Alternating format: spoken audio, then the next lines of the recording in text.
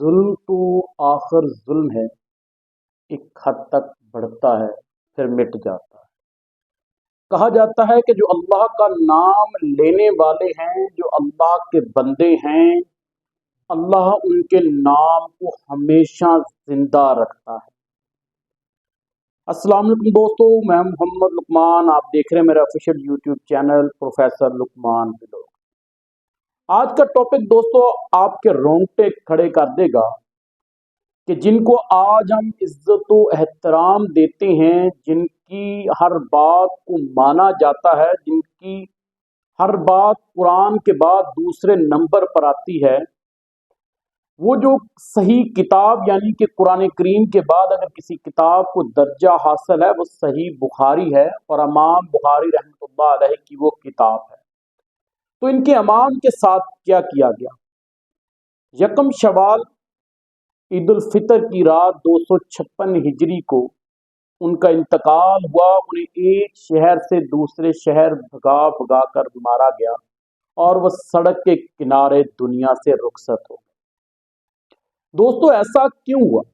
مشرق وسطیٰ کے حکمرانوں کو جب ان کی شہرت کھٹکنے لگی، ان کی بلندیاں کھٹکنے لگیں، تو انہوں نے ان کے لیے زندگی کو تنگ کر دیا، شہر کو تنگ کر دیا۔ اس کے پیچھے بہت سی وجوہات تھیں۔ ایک سب سے بڑی وجوہات یہ تھی کہ انہوں نے حاکموں کے بچوں کو ان کے گھروں میں تعلیم دینے سے انکار کر دیا۔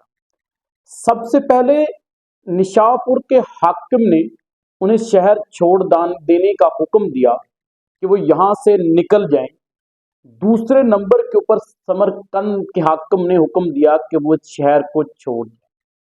نشاپور سے امام بخاری رحمۃ اللہ علیہ ہجرت کر کے اپنے آبائی شہر بخرا میں تشریف لے آئے۔ جب ان کی تشریف آوری کی لوگوں کو خبر ہوئی تو لوگوں کا ایک لاکھوں کا مجمع ان کے استقبال کے لیے شہر سے باہر امڑ آئے۔ یہاں کے جو دوسرے محدثین پڑھا رہے تھے ان کی کلاسوں کو چھوڑ کر بھی بچے وہاں پر آ گئے۔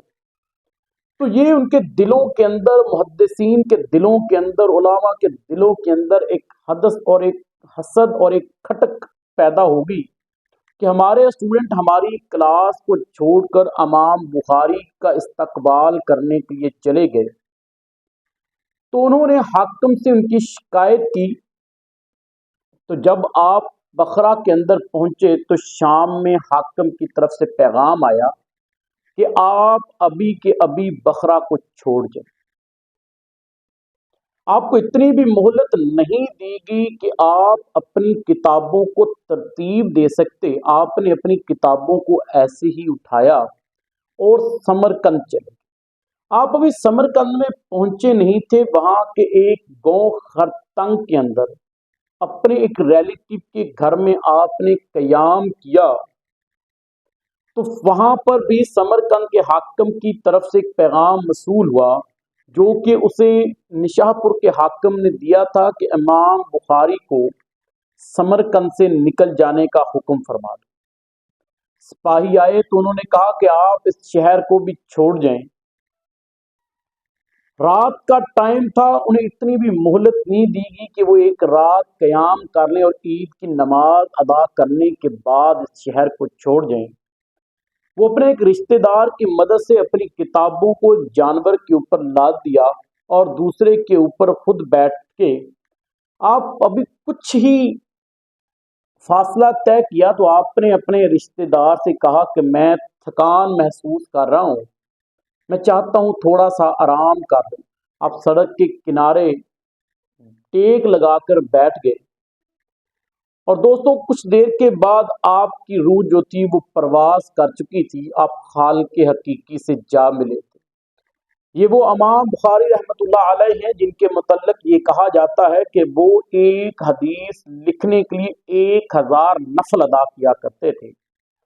یہ وہ ہیں کہ ان کی ایک واقعہ ہے کہ ایک آدمی کے پاس انہیں پتہ چلا کہ حدیث مبارکہ موجود ہے، تو یہ ان کے پاس گئے حدیث طلب کرنے کے لیے۔ جب دیکھا کہ وہ بکریاں چرا رہا ہے اور بکری کو خالی جھولی سے اپنی طرف بلا رہا ہے، تو امام بخاری رحمۃ اللہ علیہ وہاں سے واپس آ گئے کہ جو شخص جانور کو دھوکہ دے رہا ہے کیا پتہ اس کی حدیث بھی صحیح نہ ہو۔